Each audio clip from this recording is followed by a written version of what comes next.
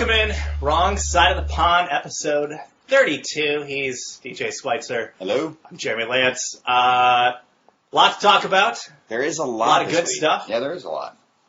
You're feeding me light beer tonight. Sorry. So maybe I'll make better choices. We were out of town this weekend, and we kind of worked our way through all the good beer. That's so all right. I apologize. Hey, you know what? If it's free, it's for me. All right. There we go. Cheers. The best beer is a free beer. We got some APL. If your name isn't Arsenal and you're a top 7 club, you won. Yeah, it was a good weekend for everyone but the Gooners. If you're Arsenal, you're the only top 7 club that didn't win during, as I deemed it last week, nut-cutting time. Mm-hmm. And you lost in spectacular fashion. Spectacular fashion, and it's maybe a little bit karmic retribution for all of the, hailstorm that they rain down on Tottenham fans anytime that we lose big. They've had 2 of those themselves this year, it's nice. It's nice. Also Champions League. Mm-hmm. Big things happening there. Yeah, we've wrapped up the group of 16. Mm-hmm. Now the quarterfinals are set. They are set. The draw's been done, so we can talk about that. Tasty matchups. Yeah, there are lots of tasty matchups. I mean, we were kind of discussing this last week. There were no good options. There's no safe option. Hey, if we draw them, we're good. We're through. I'm not even sweating it. Yeah, in years past, we've had a small team that's crept through, the the Malaga or whoever kind of sneaks in there. Basel did it a couple of years ago. That team from Cyprus the year before that, they made it really deep in. So, this year, we're dealing with nothing but juggernauts. Yeah. Well, kind of. I would say, I guess there is one safe option. Well, we'll talk about that here shortly. We also have MLS action. Mm-hmm. Third week. Still some great matches. Your boy, Jermaine Defoe. Getting in. He is enjoying himself some MLS. Yeah. You would have to imagine he's probably also enjoying himself some ladies. Yeah. Well, Canadian women. It's Forever. cold, Gotta stay warm. Yeah. Gotta stay warm with a little man like Jermaine. Body heat. Yeah. And then it finally happened. Pretty much news broke Tuesday. Yeah, it was a little bit of news, and then a lot of bit of news. Hey, sounds like might happen. It's going to happen. It happened, and today it has officially happened as we record this on Monday night. Julian Green. Young German starlet. Yeah, 18-year-old starlet for the Bayern Munich reserves at the moment. He practices with the first team. Mm-hmm. I think we'll probably see him get some first-team minutes here now that Munich's 100 points ahead. Yeah, I mean, you'd imagine. They have Champions League stuff to worry about. Probably get some runouts. So we'll talk about his arrival in the national team setup. He is now an American. He was always an American, born in Tampa. Mm-hmm. So coming home. Welcome back. But let's do this. Let's rip this Band-Aid off. Okay. Any Arsenal fan listening. Yeah. You might want to skip ahead 10 minutes. Yeah, that may be easiest. Yeah, budget 10 minutes for what's this is not going to go well for you. In particular, because, and you can't see this right now, but Jeremy has a very large smile on his face. Some would say a crap-eating grin. Yeah, crap-eating, perhaps even shit-eating. So I'll eat it all. Yeah, Chelsea 6, Arsenal 0. What do you want to get to the funny part first, or the funny just for me part first? I mean, I think all of it is funny. Well, we had some truly comical items. There was the wrong light-skinned black man sent off. Okay. Which proves that racism and the whole race issue hasn't really been fully figured out over in England. Nope. Just he looks the right color is probably what the referee thought in his mind. It was that guy, right? Yeah, so what we're referring to, of course, was the handball that had Kieran Gibbs sent off. First of all, Kieran Gibbs sent off. Gotta give credit, though, to Ox. He made a beautiful play on that ball. I mean, he really did. If someone needs another keeper, I mean, he made a great move. I mean, it was a great save. So, I mean, let's start, before we get into that, you should know, by the time this handball occurred... It was 2-0. It was already 2-0. And we're talking 17 minutes in the game, it's already 2-0. As I tweeted out, because my buddy, Gooner Dave, he was gracious enough to take me out to Molly Malone's. Mm-hmm. Little did he know that was where Chelsea meets locally. Whoops. Oops.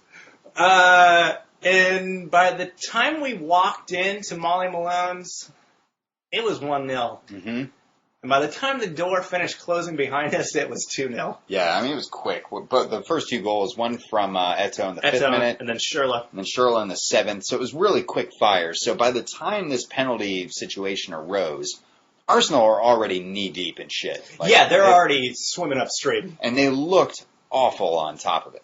Well, I mean, yeah, the play that set up this situation alone. I mean, it was a bad midfield play where Arsenal coughed it up, and Chelsea did what they did. Hazard breaks with it with Oscar, and Hazard takes a shot on goal. It was actually looked like it was swerving off frame. It may have gone off frame. It could have been curling. You could see it potentially going in, but Gibbs was near there. He was near there. He was near to the shot. Some would point out Ox was in the spot you would assume a back to be in. Yeah. He was right there on the line. Yeah, so it makes sense from that sense why the referee might confuse him. But yeah, Oxlade-Chamberlain dives out. Beautiful.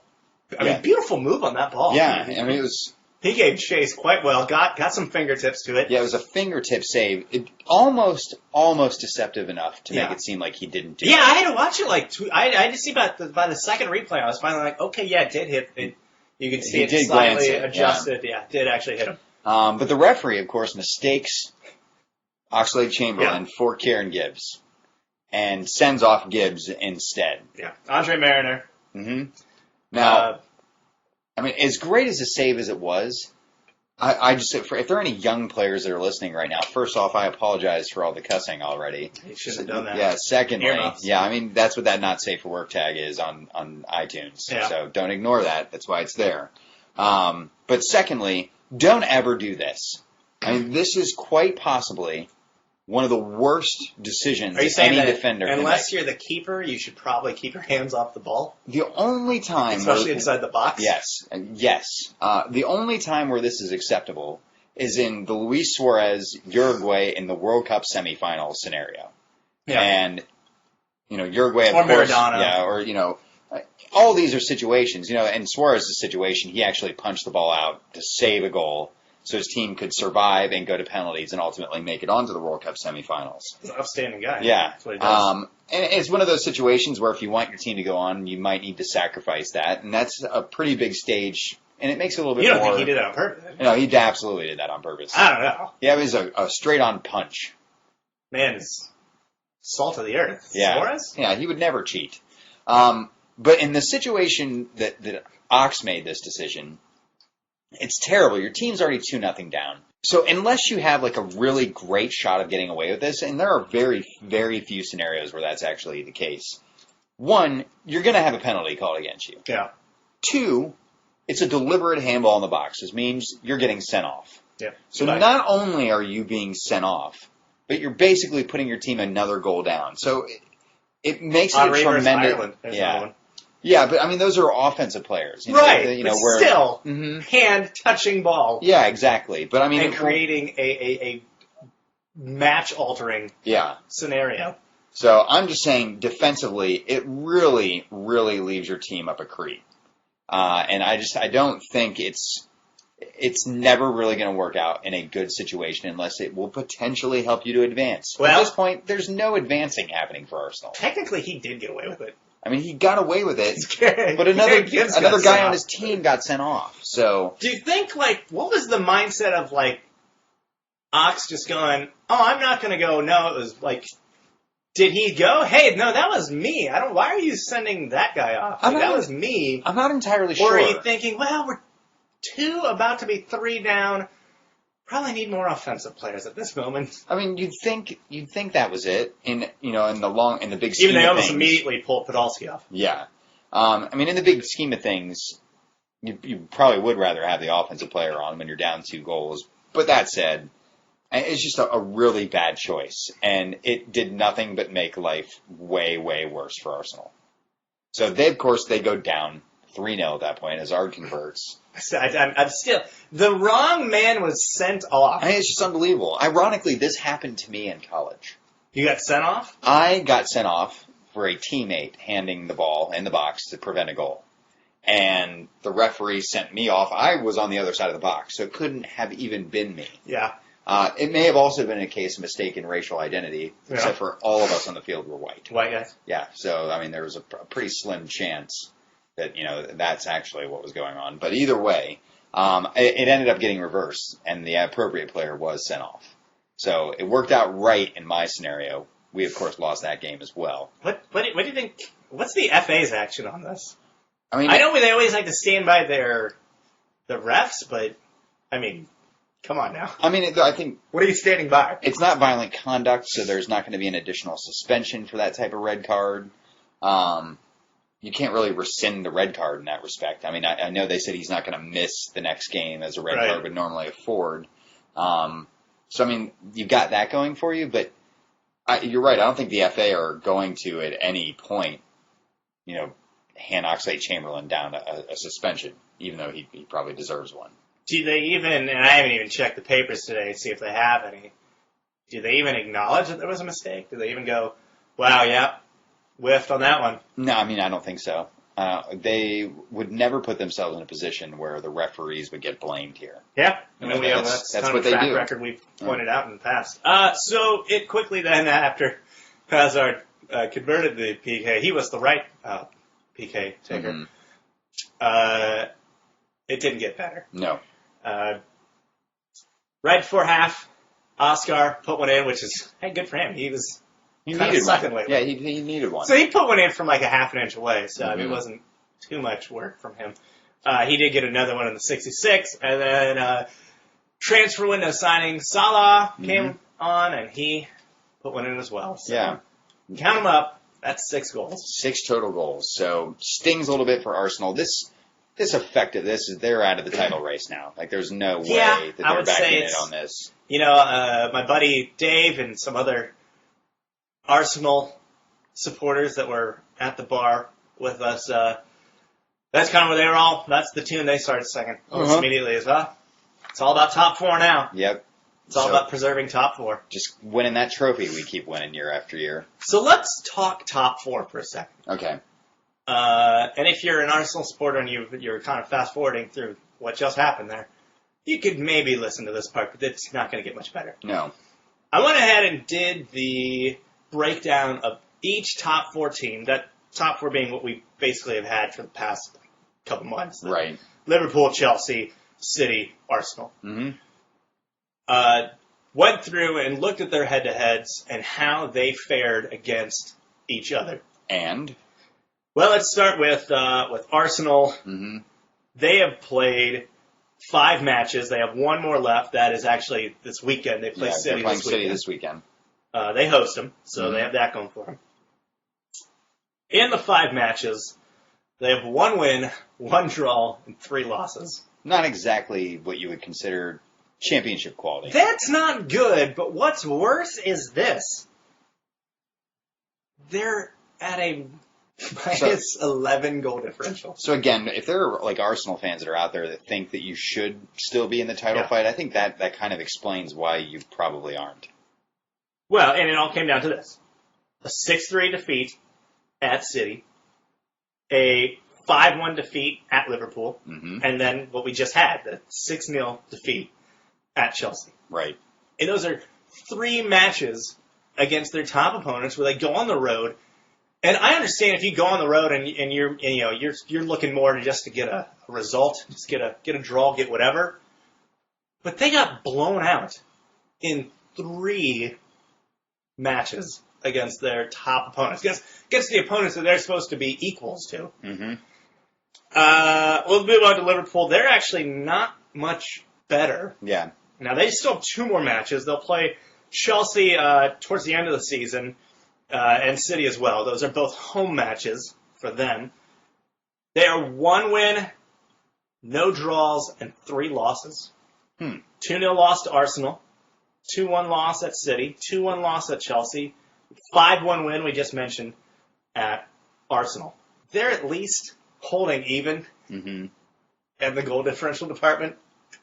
Which, I mean, that's kind of like Liverpool's thing. Like, Yeah. I mean, they're able to score nearly at will, but they concede close to it. Yeah, I mean, they're not, because there's that defense. City does a little bit better. They've, like Liverpool, have just had 4 matches. They still have Arsenal this weekend, and then they'll go to Liverpool in early April. They are 2 wins, no draws, and 2 losses. Both those losses, Chelsea. They are +2 in the goal department. Which seems kind of ludicrous. These two really high-scoring teams. Well, and they even had in there that the 6-3 win over Arsenal. That's really their only big performance in this group here. Okay. Chelsea. Okay. And this is why, if you're a Chelsea fan, you can think, boy, maybe we can actually do this. Okay. Hold on. In their 5 matches against top 4 opponents, again, they still have Liverpool, I think, 3rd to last week of the year. Okay. They are 4 wins, 1 draw, 0 losses, +9 in the goal differential. Obviously, a lot of it coming from the weekend. From the weekend, yeah. But they have a draw against Arsenal, 2-1 win against Liverpool, 1-0 win at City, a 2-1 win at City, and then, of course, the 6-0 beating of Arsenal. If Chelsea can hang their hat on one thing, as far as going into the final kind of home stretch here, is the fact that when it comes to the big-time opponents, they've handled them. Yeah. Now, granted, they only have one more matchup left, and it's probably one of the tougher ones to do. It's at Anfield. Right. We'll see what happens with that. I mean, that's going to be right there at the end. Who knows what's going to happen at that point? I mean, Liverpool could have imploded. They could have imploded at that point. They could have exploded and become they could be better. on top at that point. Yeah. I mean, it's just one of those situations where you start to see how tight things kind of are up there. Yeah. But also, you look at all these results and you can kind of get a feel for why the teams are in the places that they are in that top 4. Yeah. So, if you need a better picture than that, there really isn't one. Yeah. Let's move on. Let's talk about Liverpool. Okay. They were also in action, and they also brought the hit and stick. Yeah, I mean, but it was like a barn burner. It was. It was actually a really close match where Cardiff had leads twice in the match. Cardiff 3, Liverpool 6. Suarez with the hat trick. I tweeted out that I was under the impression that a Suarez hat trick was a flop, a racist slur, and then some kind of act of cannibalism. Apparently it's just 3 goals. Oh, okay. So I'm glad he did that rather than what I originally thought it was going to be. Okay. They had 2 different times where Cardiff went ahead early, much with a goal quickly in that contest. Then Suarez, not too long after that. Yeah. Levels things up. And then, between all that, Skirtle with a brace. Yeah, so I think that's the second time this year that Skirtle has had a brace. I think so, yeah. Right before that, though, to put Cardiff back in the lead was Fraser Campbell. The first of those Skirtle strikes was the leveler. And from that point, Liverpool never looked back. Skirtle got a second. Yeah, then we had a legitimate SAS finish with Suarez getting one around, or getting one on each side of Sturridge getting one. And then, of course, Much added a late goal as a consolation for Cardiff. Great. Didn't mean much. No, it didn't mean much. I'll say this much. Cardiff looked pretty good for most of the match. Yeah. And I would say for a side that is currently in the basement, side that's currently fighting for its life, they held their own for a while. And I think this was also one of the matches that might show why Liverpool probably won't end up winning the title, just because they clearly score goals at will. Like, that's not an issue for them. But conceding goals, especially conceding 3 goals to Cardiff? Because I think that's the thing, like, Liverpool looks to be a side that is always going to concede a few. They're always going to concede 1 or 2 goals, maybe even more. You had a side like Cardiff pulled 3 out of the hat. Right. But we have seen times in this season, and any team's going to have this, but when you are relying so much on essentially 1/2 guys to create all of your offense, if they're not on that day, you're in trouble. Yeah, exactly. And we've seen that in the past. The match against Hull, they lose 3-1. Mm-hmm. I feel like, and then they're one of them. We talked about the schedule there. They still have 2 more tough matches against City and Chelsea. Luckily, they host both of those matches, but still they have a rough road. Mm-hmm. This final stretch that we are hitting into. Yeah, I kind of agree with you. I think that defense is going to be what's going to cost them in the end. Now, I do think that there are not many pieces that they need to pick up in the summer to potentially make them a really good side. And if they strengthen in the back and do so intelligently, that could be a team that could cause all sorts of issues for just about everyone next year. And it looks like they could potentially have a team that could challenge even in the Champions League. So, think they go after a Ramos or something like that? I'm not entirely sure who they would go after. I think, while it'd be good to have Ramos at the same time. So I know he's been a name that's been floating out in recent windows. Yeah, I think he's one of those guys that's really closely associated with Madrid, so it might be tough to pry him away. Sure. But I also would be very wary of having a Sergio Ramos and a Martin Skrtel in my back line. Yeah. Those are 2 people that might decapitate people. So, maybe not the Liverpool's going to run out of tattoo ink. That's true. They probably will. Manchester City didn't want to disappoint either. Nope. They are 5-0 winners over, it's Fulham. Let's not get too carried away with it. Should we just beat the horse that is Fulham's going down? I feel like we should just hit that one more time. Yeah, if you're just tuning in, Fulham is going down. Yeah. It's pretty irreversible. They're bad. Mm-hmm. Some would say terrible. And no amount of coaches that you can bring in are going to save them at this point. You can bring in Bundesliga, Redknapp, it ain't going to work. Nope. Yaya Toure with the hat trick that was actually a PK brace. Yeah, PK brace to start things off. Yeah, and then a real goal to really cap things. Fulham did go 10 men at about the 53-minute mark. Didn't really have much of an effect on the game, though. No, I don't think. I think City could have gone 10 men and probably still scored 5. Yeah, they probably would have. Might have scored more considering how they played last week in the situation. Yeah. I feel like City still has the edge, though, in this title race. They still have their games in hand. Yeah, they'll make up one of them this week in the midweek. Yeah, but, I think tomorrow. Tomorrow, yeah. Mm-hmm. They play a little team called Manchester United. Oh, no, that is a little team. You're right. It is. Normally a big match. This year, now it's just not so big. What is... United are just hoping to get through it without... Can United do better than Fulham did at the weekend? That is the question. I see them as just... They have what Liverpool and Chelsea don't have. And that's a million scoring options that actually score. Yeah. Liverpool has 2 scoring options. They're unbelievable scoring options, and they've been exercising their will to score. Yes. Chelsea, they've been running without a... They have Eden Hazard and a apparently 50-year-old striker. Yeah, 50-year-old striker. A broken Spaniard and a guy from... I don't know, where's Ba from? Ba is from Senegal. Yeah. And a guy from Senegal that may or may not be an actual soccer player. We don't know. No, we're not sure. He really doesn't make it out very often. No, I think he's gonna go Colo Torre and have a fake life as a car salesman. Yeah, I don't know that we can actually give it to them though. There seems like they have a fatal flaw. What is it? I'm not sure that I can put my finger on it. Maybe. Earlier in the season, their fatal flaw was they sucked on the road. Remember when they sucked on the road? You can almost bank on them just falling apart to some crap score. They lost to Cardiff. Yeah, at the beginning of the season. I don't know. I feel like there's just not something quite there with them. And you guys and Chelsea have kind of this X factor in Mourinho. He's done it before. Yeah. He's inspired teams to that kind of greatness. So I think he gives you that little extra edge, and I'm going to give you guys the edge for that reason.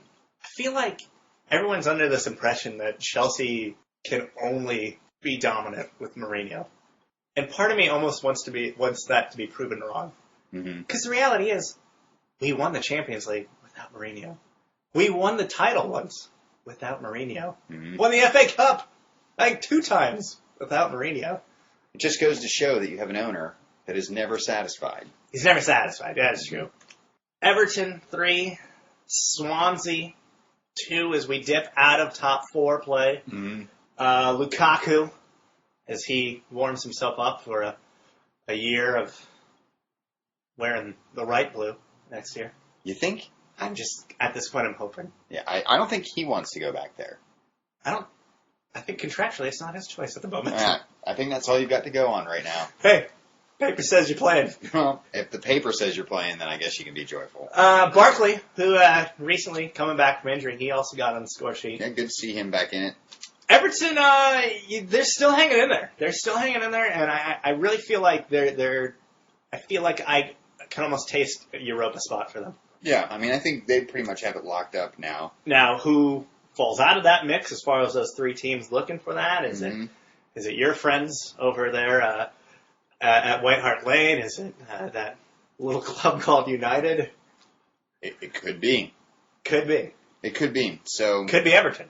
Everton could creep in. So I mean, I think or creep ahead. I think they long term probably have the better prospects than United do.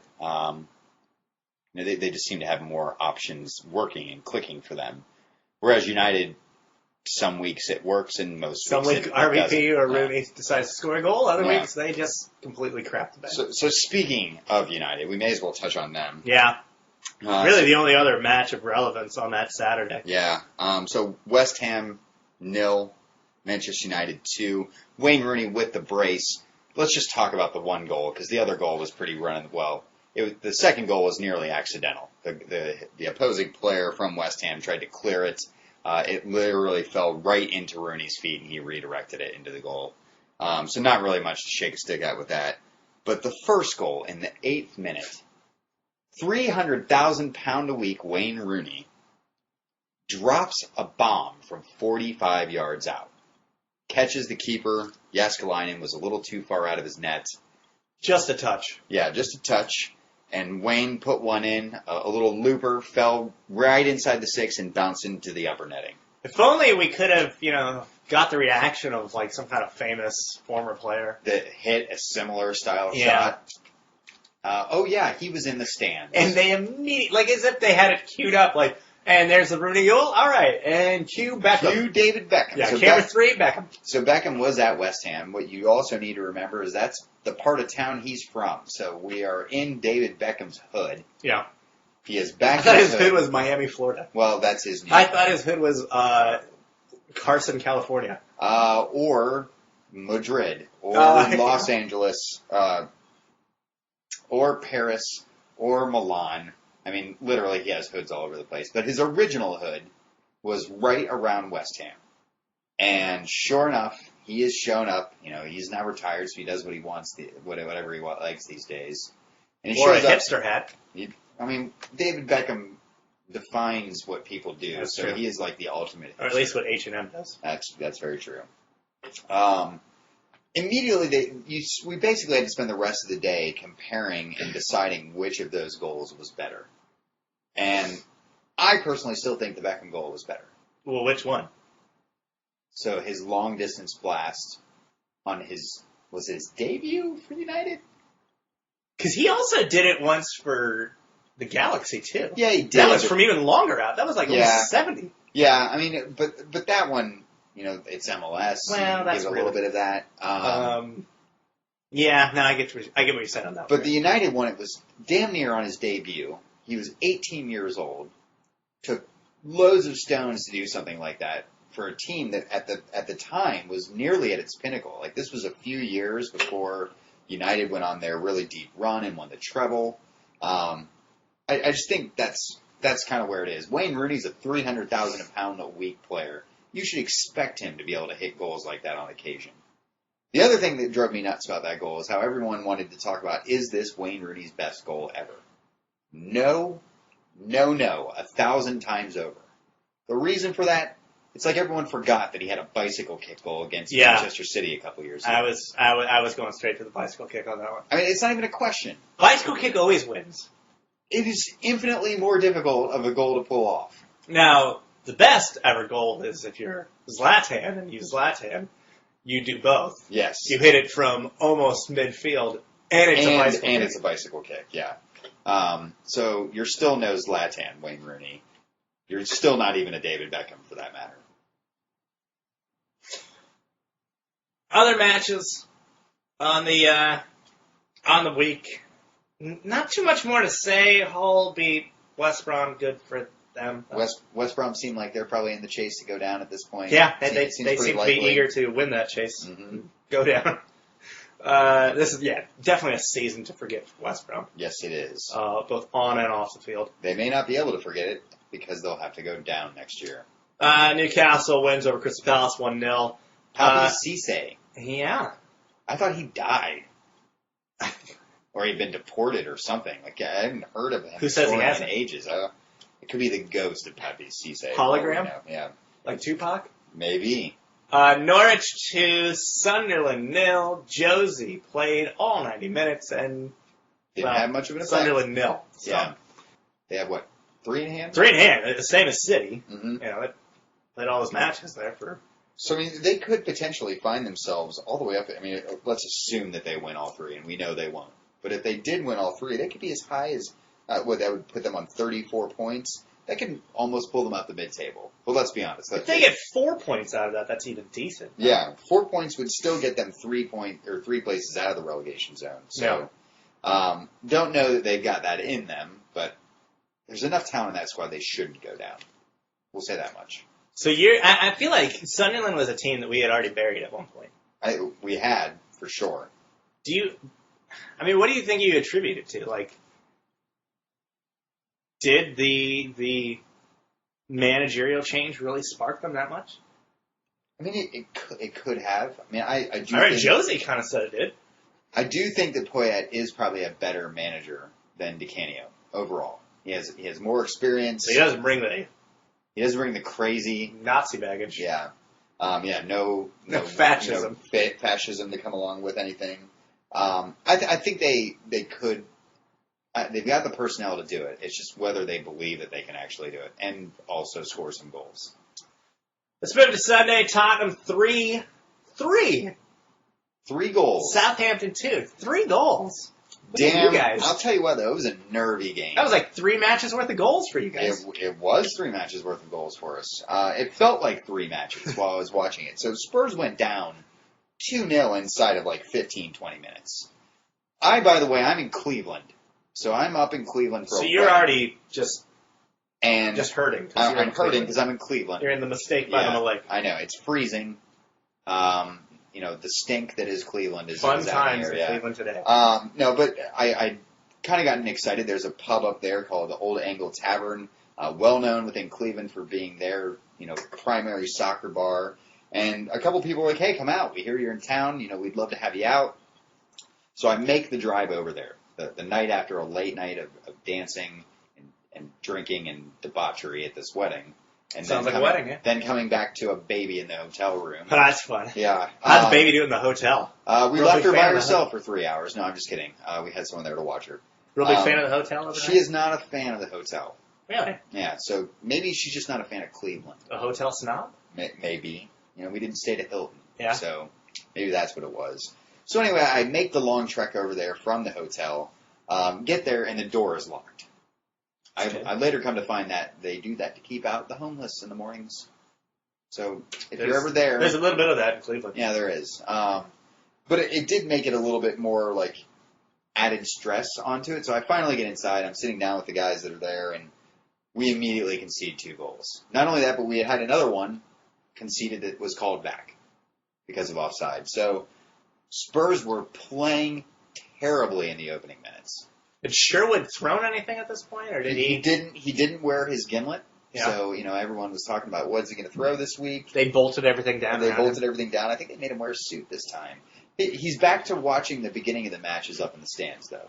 Okay. So after we conceded 2 What goals, is that for? Is that just I think so. He can give a handy to. He doesn't want to stand up too Daniel quickly. Levy. I don't Get a know. vertigo or something. I'm not sure. I'm not really sure at all what he's trying to do with that. But he sprints back down to the sideline, and that must have been enough to inspire Spurs because they were able to pull one back before the half through Christian Eriksen, our little Danish savior. And then He really has been for you guys. I mean, when he's been fit, he has been this team. Literally the only guy doing anything in your Europa matches. Mm-hmm. So, he pulls one in for us right before the half. He then adds another one literally minutes after the second half kickoff. So we're now on level terms. And Spurs, just like they have in every other match this season, completely dominate things. Creating lots of chances for a change, which was a little bit different than what we've been used to. But it wasn't until the 92nd minute where the breakthrough came. And Gylfi Sigurdsson pulled out a spectacular shot. Rebounded shot out, fell to his feet, and really took a great hit from it. I don't feel like he then ate a raw sturgeon right there. Yeah, he did right there on the side of the pitch. Though that's what the Icelandic do, As far as I'm concerned, yeah. I think that's the only way they operate. So I tweeted out at the time, like, what team is this? It's a last-minute winner from Tottenham. People were calling him Gylfi Bale. And it's appropriate because the last time we had goals like that was literally when Bale was around. That's what he'd do. For the neutral, it was probably a great game to watch. But for a fan, it was a little cathartic. It just wasn't that enjoyable. So, but good result overall. Great response. The one thing I'm not tolerating right now are people giving Sherwood credit for this. This was one match. He did make some right substitutions. But I'm not willing to say that this is all down to him. Maybe it's just because I want him gone in the summer.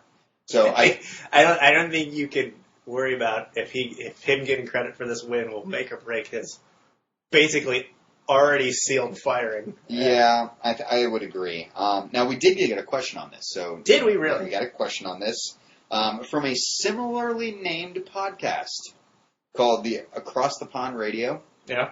We're friends now because we have similar names. So what's that question from our doppelganger? From our doppelganger, we got a question that was saying, okay, since they know I'm a Spurs fan, who do I think should replace Sherwood? So do you have any suggestions? The man I think everyone should hire because I think he's the greatest man ever, RDM. Oh, which apparently he came out in the media today or this weekend and said, hey, I'm ready to start fielding these offers. Apparently he said he's been blown away by the number of offers he's been thrown his way since leaving Chelsea. I mean, to be fair, he did win a Champions League trophy with them. And the FA Cup. So, I mean, he's got some nice little, notches on his belt. So, I mean, I don't think RDM would be a bad pick. I don't think he'd be great for Tottenham's style of play. He's a little too defensive, Di Matteo. Well, how's that style of play working for you? I mean, we haven't really been playing all that offensive this year, so I can't really say that, we're sticking to it all that well. Yeah, are you still that identity, I guess is what I'm saying. I mean, I don't think we have an identity anymore. Then why are you worried about what the next manager is going to be if you don't have an identity? I don't know. It's just one of those things where we're so far down this tunnel right now that it's so dark and murky that I can't even make out where I need to be going. It's a good feeling. Yeah, it's not. Who I think we should go after? Mourinho. I mean, maybe we could coax him away. Pull Willian and steal him instead. I don't know. I mean, there have been lots of people we've been linked to. Louis van Gaal has been the one that's been most consistently linked. But he also said he'd like to win a title in England this week. Mm. That kind of makes me think he's being offered the Manchester United job. And if you're being offered United and you're being offered Tottenham, where are you going to pick? Yeah, I think that might be one of the problems that Tottenham might have is that if it's coming down to what manager wants to come to the Premier League, Tottenham's not going to be the best offer. No. I mean, if United's on the table, the top guys are going to want that. They're probably going to want that. And they're going to chase that. So, that's probably our best bet. Someone I think that could have an instant impact. What about David Moyes? Record. Maybe David Moyes. He could be potentially looking for a job come Moyes summertime. in. I'm thinking that if Moyes gets fired before the end of the season or perhaps in the summer, I think he's going to take a couple of years off. At least one. Because after a year like this year, you need one. I would say so. But really, if I had a choice of like managers I think we realistically could get, Mauricio Pochettino is at the top of my list. Yeah. Hands down. The Southampton manager. He's done a great job there. Would love to see him. His style of play would fit very well with what Spurs fans want to see. So I think that would probably be the best place for us to go. But I don't know that we'd be able to actually pry him away. Can you get Nigel Atkins? Because I just want to hear his post match whimsical press conferences. I don't want Nigel Atkins where he sings. But that said, maybe Southampton, they could see a bit of an exodus themselves this summer. A couple of their goal scorers, Lallana and Rodriguez, are both highly touted players. Luke Shaw, of course, their young left back, is absolutely leaving in the summer. So if some of these big name players go, maybe Pochettino would be opening to leaving.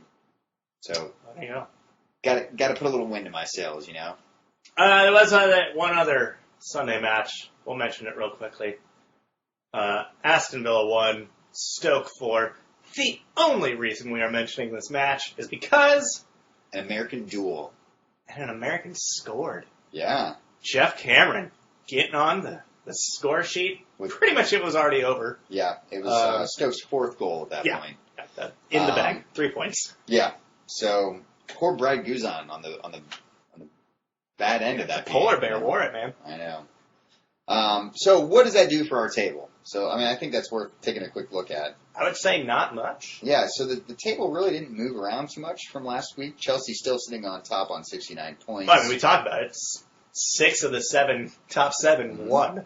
Yeah, Liverpool still in second on 65. City just behind with 63. Arsenal now on 62. So they dipped pretty far down, like we were saying. They're pretty much out of the title race at this point.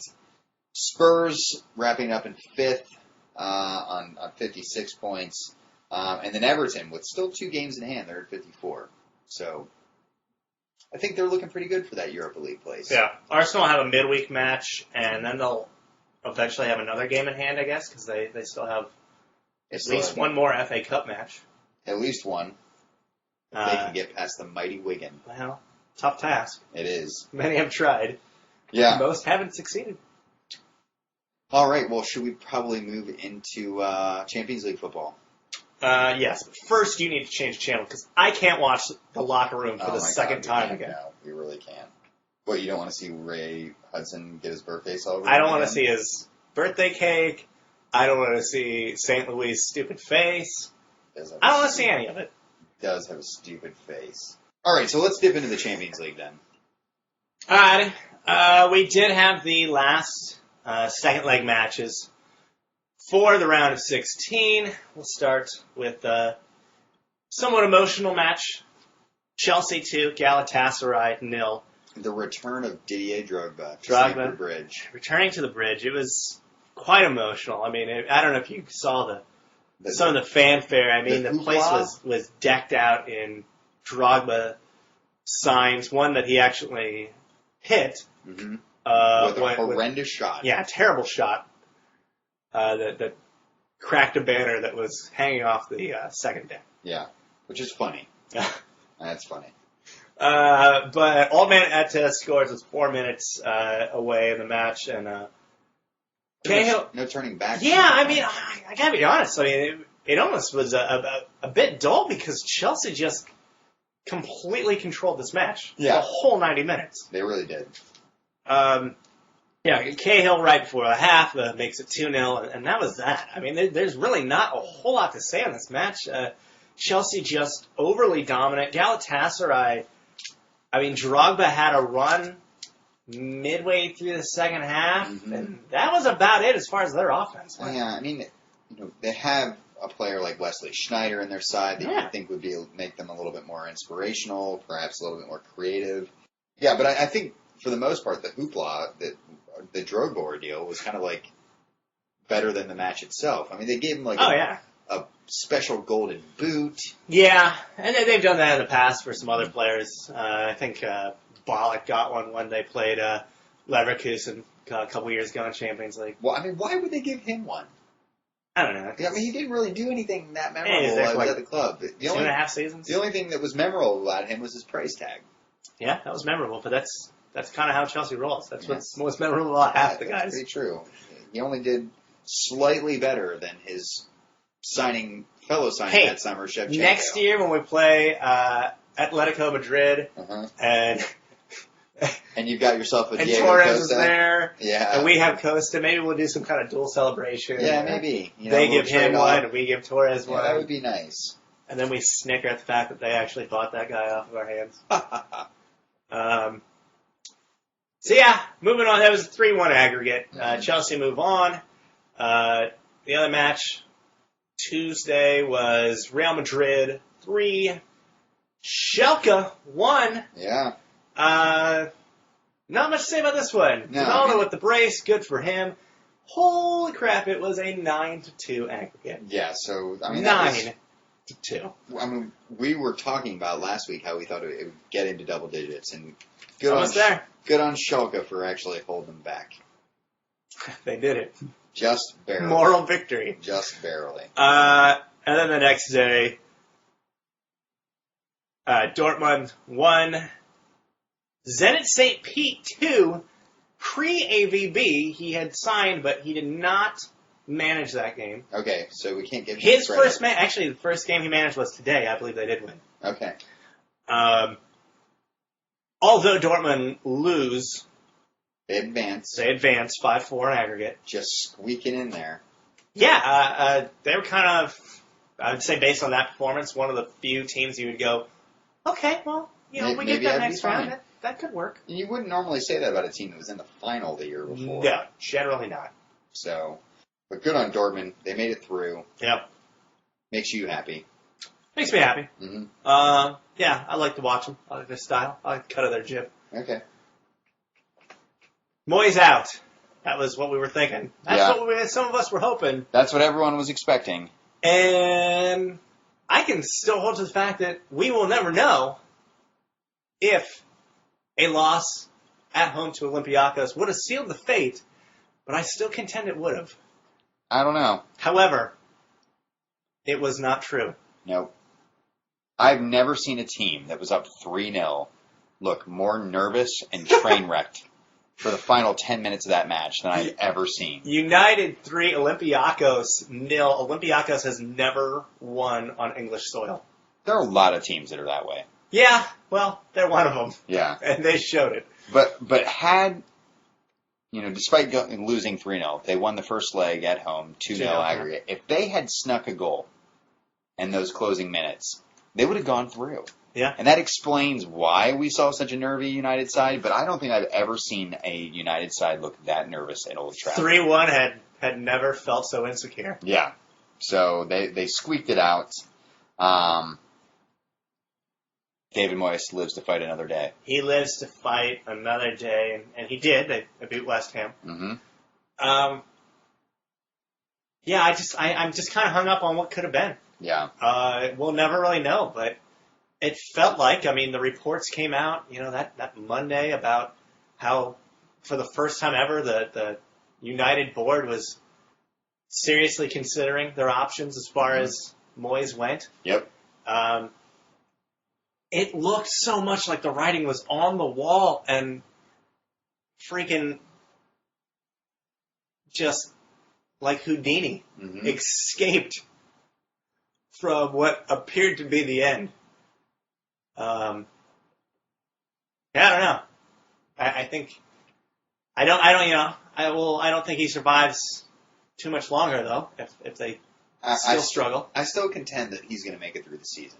Okay, I would say so. You'd say at this point there really isn't going to be that watershed moment. Nope. Like an Olympiacos. I don't think so. Champions League. Unless they have another embarrassing loss, I don't really think that he's going to get fired. So we're like 12 hours out or so on their next match against City. Would that be a big one? I think if City brings the hammer, if City beats them 5-0, 6-0, maybe then. But I still think they're going to give him the summer, let him make some of his own signings, And then when he sucks, they're going to fire him. I mean, when they got some crap matchups, I would imagine, coming up. I mean, everyone's going to play at least one bottom feeder at this point, not more. If they drop one to a Norwich or something like that, if they drop a 4-0 defeat to Norwich, is he out?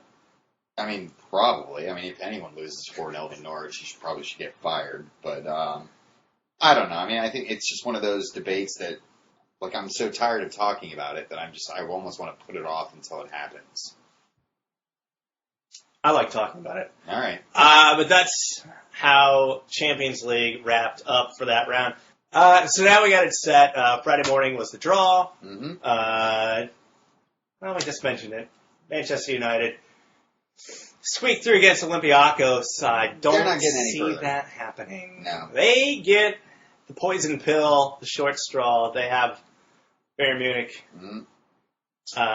Gonna be ugly. Yeah, I don't even know what to handicap that one as. It's like, is it going to be of the Real Madrid Schalke variety? Is it going to be a 9-2 aggregate? Yeah, I mean, that's possible. Maybe I would say it's quite likely. Maybe that could be when Moyes loses his job. You know, like an embarrassing loss to City this midweek, followed by some embarrassing spankings by Bayern Munich come April. That might be enough. Yeah, it'll be next week, the match. All right, so maybe I'll take back my words. So you're saying spanked by City. Let me see if I have it here real quickly, who they play at the weekend. So you're saying spanked by City tomorrow. Mm-hmm. They got Villa at the weekend. Villa at the weekend. So let's say they even they draw 0-0 with Villa. That's not a good result. No. Chelsea almost did it. They opted to go one step worse. And lose. But... Yeah.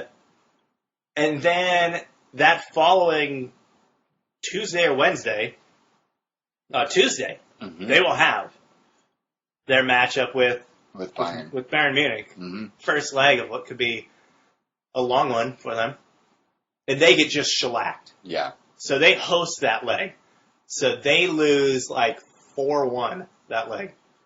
Quite possible. I mean, with Bayern Munich's firepower. Right. Very conceivable that could happen. It could.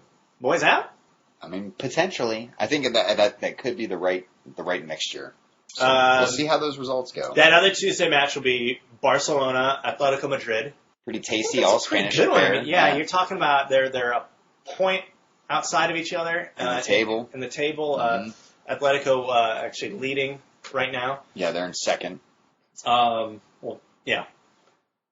And then on Wednesday, PSG, Chelsea. So how do you feel about that one? I don't feel terrible about it. Okay. And yeah, we talked about it. There is no easy road unless you're, Bayern Munich and you get United. It's not, I would say it's not an easy road, but it seems so manageable. I mean, I think it's manageable. Obviously, you need to keep a lid on Zlatan. That's keep the one that everyone needs to look for. But then you're talking about some other guys like Kabay, who he has no Champions League experience really. So, but then you look around the rest of that team, and there's lots of it. I mean, that's true. You have one guy who I think is going to be huge for their chances in that match is Ezekiel Lavezzi. Argentine player, used to play for Napoli, has really been playing kind of all over the place. He's been on fire of late, so I think he could cause you a lot of trouble. And they've got a lot of really quality players behind them as well. So this is not going to be an easy task, but I think it is one that you guys could have had worse draws. I see it as this. I don't fear PSG's scoring ability too much, just because I have a lot of faith in Chelsea's defense. Okay. I struggle to see in a side that strong how our makeshift offense of whichever one of you midfielders wants to pretend to be a striker and whichever one of you striker wants to pretend to still be good at their job shows up. And I look at Neto, I look at Torres, I have zero confidence in really either of those guys for a match like this. Playing against Arsenal, playing against some guy, Liverpool. Mm-hmm. Yeah, I think Eto'o will do his thing because he finds a way to do it in those matches. But I think PSG, you're talking about another level of play. Yeah. So that's where I think the fear is how are we scoring the goals?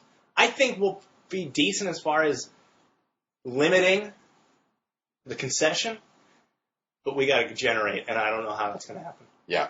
It's gonna be a tough one. The fourth matchup is Real Madrid looking to avenge a semifinal loss last year against Dortmund. Dortmund, if you remember, Lewandowski dropped a 4 spot in the second leg. In the first leg. Oh yeah, first leg. And then they just kind of coasted to a 2-0 defeat in the second leg and just walked on. Yeah, I mean, it's a big game for Madrid to shake some demons. They've not had much success in Germany in recent years. So if they could shake that one off, I think this could be a big year for them. All right, let's quickly move stateside. We'll talk a little MLS here real quick. Okay. Love watching this team. I am so enjoying what is going on. Toronto won, DC United 0. DC United stink. We all know that. They're terrible. They're terrible. And that means that nothing has changed. Mm-hmm. Sorry, we're watching Ox on the replay here. Just save that goal. Yep. You got it. Yeah, but of course... Go ahead and send Gibbs off. So for Toronto, our favorite guy, Jermaine Defoe, on the score sheet again. So if you haven't picked him up yet in MLS Fantasy, you probably should. I picked him up at the beginning of the season. Yeah. So big result for Toronto. They remain one of 3 undefeated sides. Speaking of undefeated sides, Columbus Crew. Or should I have been making sex noises? Right? Yeah, maybe you should be making sex noises. If you don't have Time Warner Cable, you missed this. But someone, somehow, a saboteur of some sorts, perhaps angry over this Time Warner Cable deal, snuck some sex noises. Legitimately sex noises. Deadspin has the feed, has a bit of the audio. Mm-hmm. So if you want to hear... Yeah, if you were on Twitter on Saturday and you were wondering what on earth Taylor Twellman was joking about when he was talking about audio problems in the Crew Union game, it was the fact that somehow there was piped in female orgasm noises. Yeah. So someone was playing some sort of porn on it could or just into be, one of the mics. It could just be, so like in radio, like you just have like sound, like not really anymore because no one uses CDs, but like you used to like at radio stations have CDs. Yeah. They would just have sound effects, and they were literally like CD sound effects things that were just like a CD full of orgasms. Okay. And so I don't know, maybe someone just still had that from like their old days at like some kind of rock station doing some kind of wiener in the butt morning show. I mean, potentially that's what it was. But Columbus did win this match. They did. We talk about great goals this weekend. Bernardo Honor. So a guy who's really struggled to make an impact his entire time with the Crew. Good player, has shown flashes of potential. Had a 2-goal thrill. Yeah, he already had a goal under the belt at the stroke of halftime when he unleashed. What are they estimating that? 35 yards out? They're saying 35 yards is what everyone keeps saying. So just a nice little looping ball that dropped in ever so nicely. Yeah. Crew get the win. They are rolling. They've only played 2 matches. They had last week off. Mm-hmm. But that didn't stop them from parting ways with team president Mark McCullers. Yeah.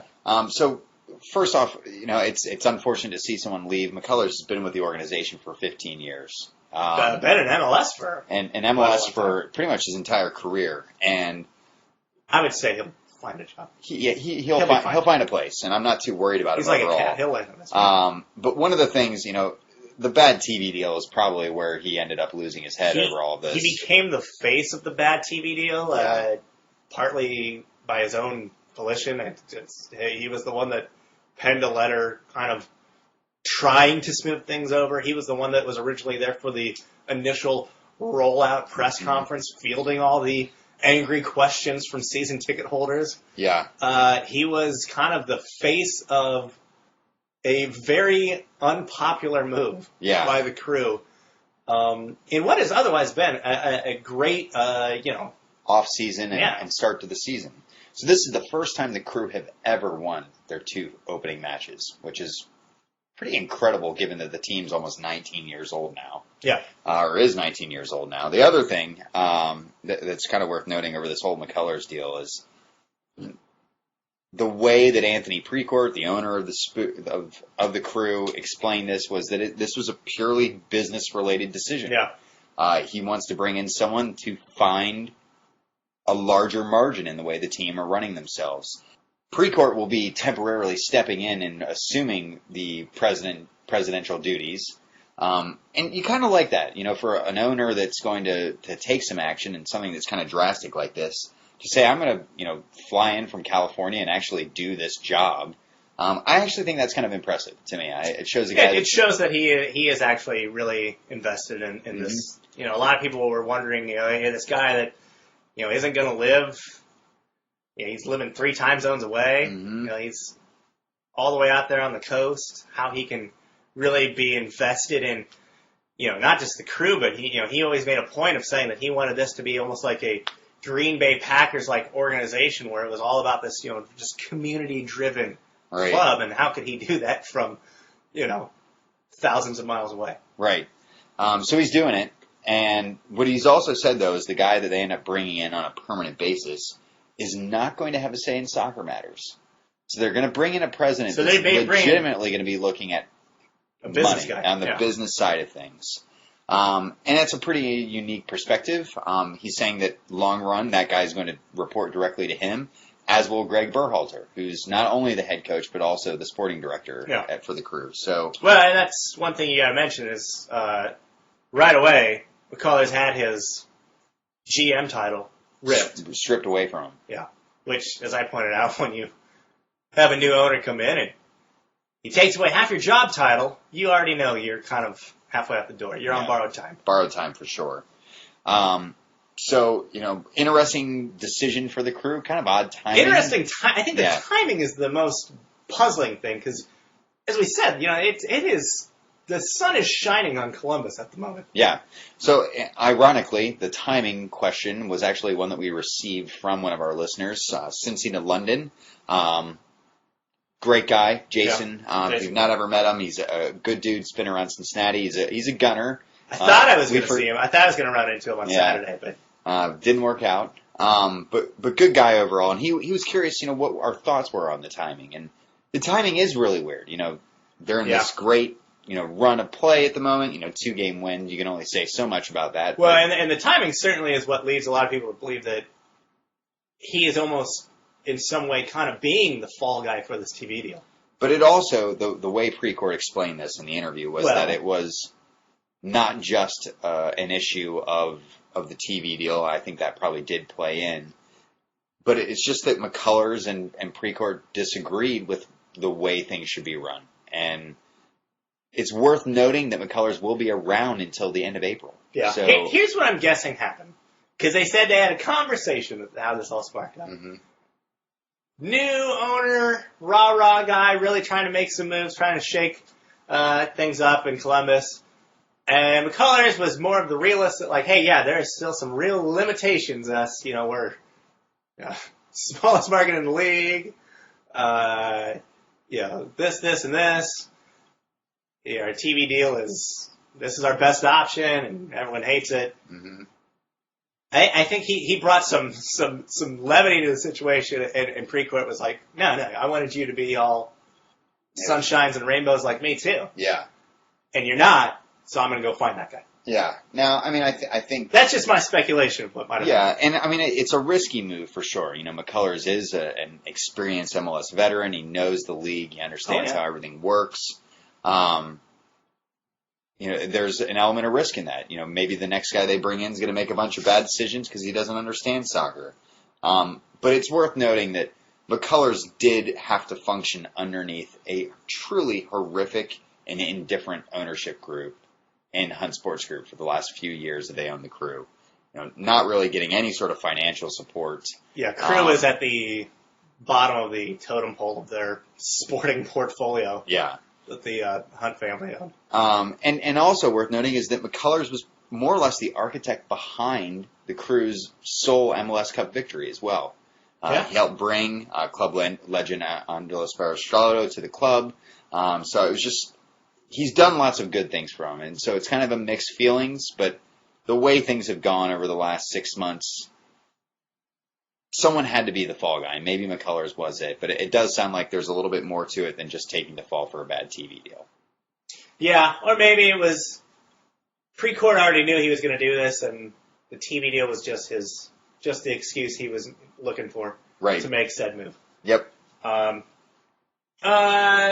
MLS, other matches, kind of one of the big ones we were looking at, Kansas City, 1-0 winners over San Jose. Mm-hmm. Chicago, New York, knotted up 1-1. Yeah. I think that's two matches I was kind of hoping for a little bit more out of. Yeah.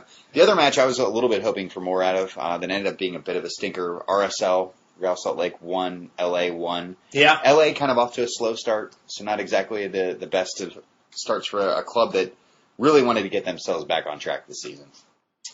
And then a match that could have been good, but had a litany of problems to it.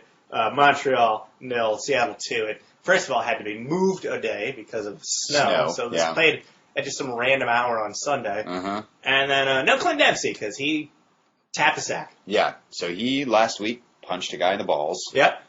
And I was a little concerned that MLS would overlook that. They have a history of overlooking their big players' indiscretions. This is the new era. This is the new era. And Dempsey got a 2-game suspension because of it. So, yeah. Glad to see MLS having some balls about the situation. Quite appropriate given what Dempsey did to earn the suspension.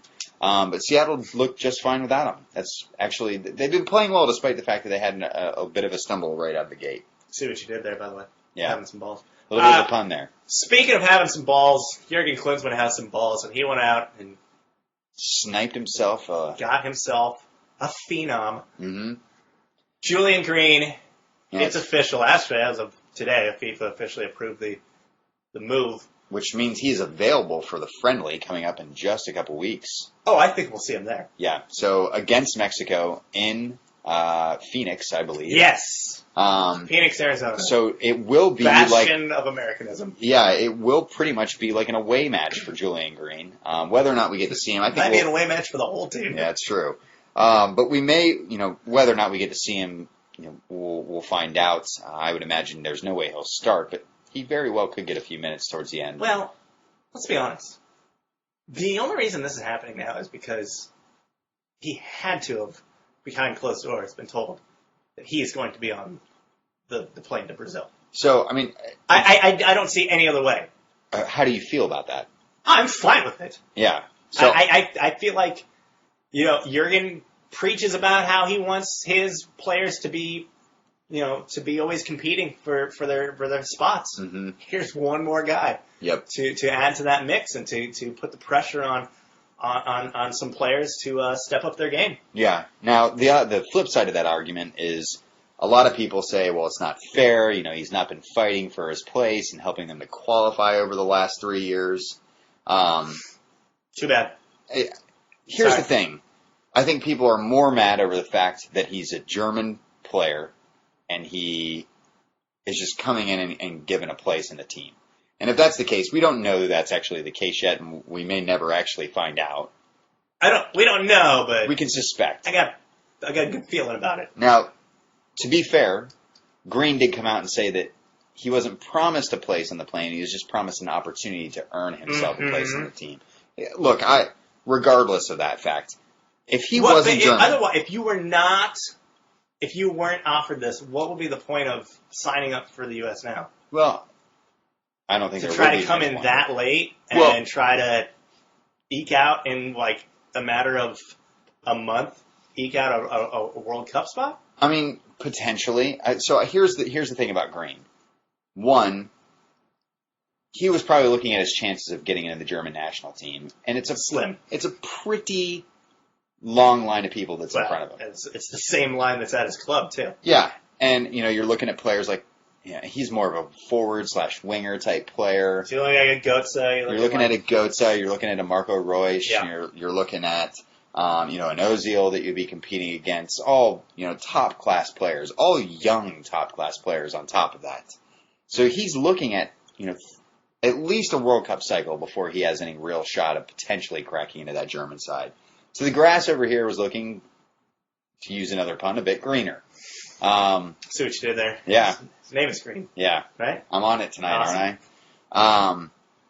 The other side of this factor is everyone that's getting mad about this. If this were like a guy in the MLS that was lighting it up and scoring loads of goals, do you think there would be any sort of fuss being kicked up about him being brought into the fold so late in the game?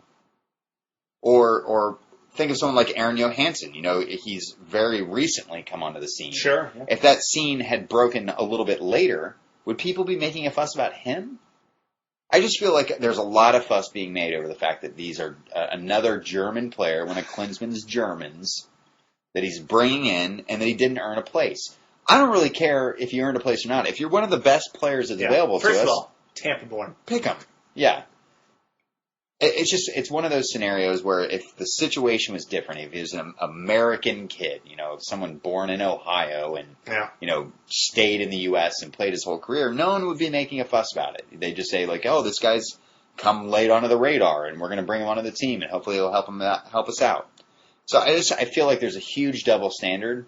People want this to happen, and everyone's kind of comparing this to the David Regi back in 1998, when we fast-track naturalized. Well, that was like what, he married an American chick, and so they just warp speeded him through. And when you're bringing in a central defender, which Regi was at the last minute, that's a really tough transition to get. Well, and I think this is a guy that, it's not like he just snuck up on people. No. The talks of trying to get him have been around for a while. To switch over to the U.S. has been going on for at least 2 years now. Almost. Yeah. So, there's that side of it. The other side is, too, everyone talks about, well, we can't afford to take a young kid that we won't actually play in Brazil. Who said he won't actually play? One, we don't know that he won't actually play. Two, the last 4 World Cups the U.S. has taken part in, at least 2 players on every roster didn't play a single minute. So what is the harm, even if he doesn't play, in taking him along and giving him some experience? Getting him used to what the big show's all about. I don't think there's anything wrong with that. You want to get this kid. I'm good with it. You want to get him fast-tracked into our philosophy, into our culture as quickly as we can, so that way it's not as big of a transition for him. So I welcome you with open arms, Mr. Green.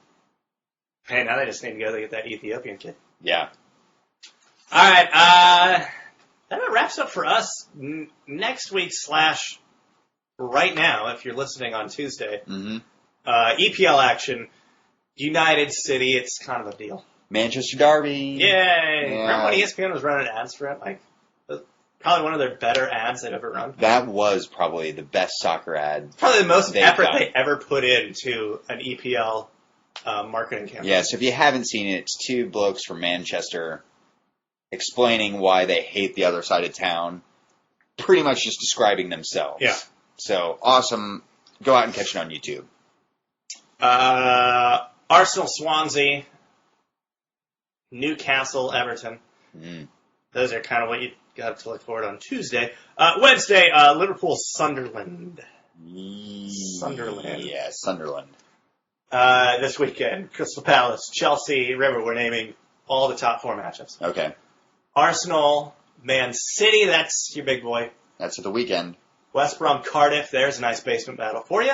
Okay. And Liverpool, Spurs. That ought to be a match. MLS, Real Salt Lake, Toronto. I think that's going to be a fantastic match. Yes. Seattle, coming to Columbus. Also should be a good one. Are you going? You going to go? I don't know. We'll have to see. Right. So people might be there. Yeah. That's it. That's all I got. All right. Excellent. I don't think I had anything else either. No, the thing we were going to announce, we can't announce it. Yeah. Sorry, we had hinted for a while that we'd be able to.